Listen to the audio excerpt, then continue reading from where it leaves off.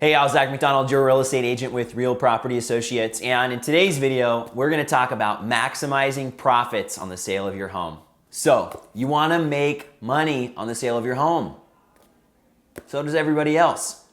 The question comes down to, though, are we trying to get the highest price or are we trying to get the most profit? And a lot of people in their minds, I find, get confused with the idea of getting the highest sales price for their house versus maximizing the profits or the net proceeds from the sale. Now, if you want to watch a detailed video about the different closing costs and expenses that sellers typically have, I have a link down in the description where you can find out more information.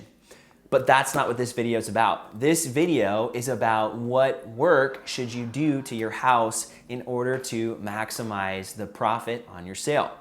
The first step is to shift your mindset from getting the highest price to getting the best price with the least amount of effort and expense from you. Now, with that framework in mind, I'm gonna give you six tactics that will help you get the most amount of money for the sale of your home. Number one, reduce clutter. You don't want your house to be the hoarder house. And to be honest, most people live in their home in a way that you wouldn't want it to be presented when you're selling it. Like when at our house, for example, our kids' bedroom is the play area and the kids are in charge of cleaning it. We help them on occasion get it back into order, but the room is chaos.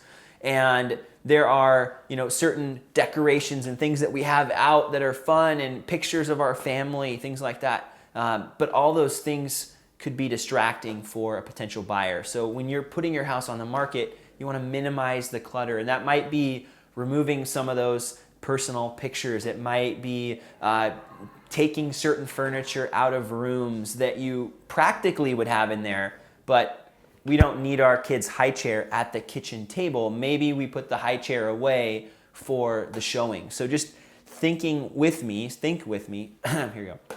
So just think with me and imagine in your house, what are some of those things that are maybe super practical and useful and needed in everyday life that maybe could be removed in order to just make the house present better and to feel more open and to feel more spacious. For some people, this is a bigger task than others. If you've lived in the house for 20, 30, 40 years, 50 years even, you've likely accumulated a lot of things. And so this process is going to be a lot more in depth than it would be for somebody like my family who's lived in our current home for 3 years. So we don't have as many things that we've accumulated over time, but those things compound. And so if you find yourself in that situation, this might involve bringing in a professional organizer or somebody to help with an estate sale. So I understand and appreciate that this can be a lot more complicated for different individuals, but that main idea is reducing clutter, getting rid of a lot of the excess things and essentially downsizing what you have in the house. The second thing you want to do to maximize the profit on the sale of your home is address any deferred maintenance. Deferred maintenance is one of those low-hanging fruits where maybe if you've lived in the house, you look outside and you go, the gutters are clogged, whatever. The water's just dripping down the side of the house, whatever. The patio needs to be pressure washed, whatever. I'll get to that sometime. Maybe you have holes in the wall and you're like, I'll handle that whenever I need to. There's all these things, and it's usually quite the punch list of deferred maintenance in a home. It's not uncommon to have these things to take care of. When you're selling your home, these are all the different things that you want to do when you're prepping your house for sale. And you know what those things are. You know what that deferred maintenance is on your house. And those are opportunities for you to check off objections that buyers might have or things the buyer might look at and say, now I have another project. I've got another project. I got to do this. Those are usually things that don't cost a lot of money to take care of and are opportunities for you to dramatically improve the perceived value of your home. The third thing you can do to maximize the profit on the sale of your home is paint. When you're selling your house, you want it to look its best. And one of the things that over time happens is your paint just gets kind of dingy.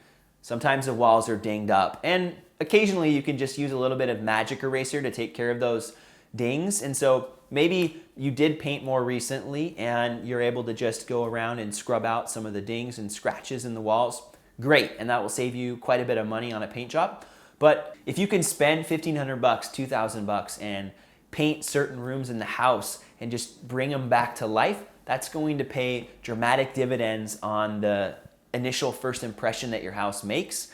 And it's going to be another one of those projects that people don't have to have on their list. Now, painting the exterior is a little bit more of a difficult conversation because, at least in Washington State and in the Seattle area where I live, it's harder to paint in the wintertime. We just had like 40 days of rain straight or something crazy like that. And you can't paint when it's like that. Well, there are special kinds of paint that you can use, but traditionally it's hard to paint in the wintertime, in the springtime. So a lot of the painting that happens on the outside is going to be late spring, summer, and early fall. And that's more seasonal. So it's not necessarily an exterior paint job, but if you can and you know that you're going to be selling your house and maybe that's coming up, if that's one of those deferred maintenance items that you have on your list, maybe do that proactively ahead of time, get that new paint job so that when it comes time to sell your house, you're not having to scramble last minute or just not paint it at all, even when it needs it. The fourth thing you can do to maximize the profit on the sale of your house is landscaping work. Now, what I'm not talking about is a full landscape redo, landscape design, architecture, all that fancy landscaping stuff. What I'm talking about is pruning the bushes, getting them in shape, mowing the grass, picking up the leaves, maybe putting down some fresh bark, just very basic things that your landscaper could do, and it might cost you $500 to $1,000. Just a very simple yard cleanup will do wonders for the curb appeal on your home. Now, if you own a really nice house, maybe you have a luxury home with a really big yard, some of those bigger projects might pay a better dividend for you. If you have a smaller home though, maybe a more modest yard, doing a large landscape redesign is not gonna pay the dividends that you'd like to see. The fifth thing you can do to maximize the profit on the sale of your house is clean it. Okay, clean your house.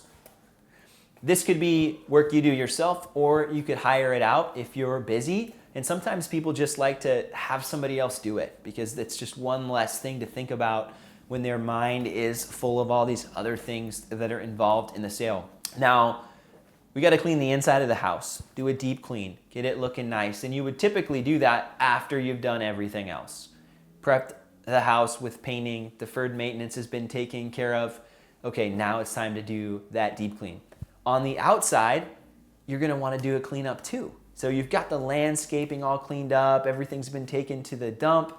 Now it's time to pressure wash the sidewalks, clean the roof, maybe even pressure wash the siding and clean it up if it's a little bit dingy. I know in Western Washington, we sometimes get mold or organic growth on the side of the house on the shady side. So just make sure that the house is looking clean on the inside and also on the outside. The sixth and final thing you can do to maximize the profit on the sale of your house is some minor updates. Now, when I'm thinking of minor updates, I'm not thinking of remodeling the bathroom or remodeling the kitchen. I'm not thinking of adding another story on your house. I'm not thinking of adding that master bath that you've always wanted to have. What I'm thinking of here is those really small low-hanging fruit projects that maybe you can do yourself and just pay for materials, or maybe you know somebody who can come in and take care of those projects. What you don't want to do is get yourself into a situation where you're spending $10,000 to make $5,000 back. Because the goal of selling your house is not getting the highest price, it's maximizing the profit on your sale. So if you can do things that are going to be high ROI, high return on investment things, those are the things that you want to do when you're preparing your house to sell. So we've covered a lot in this video.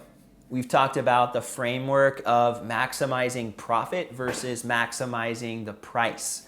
We've also talked about some practical tactics where you can maximize the profit on the sale of your house. If you found this video valuable and you want to see other content just like it, please subscribe to my channel. And if you know somebody who is thinking about selling their home in the near future and they would benefit from seeing this video, please share it with them.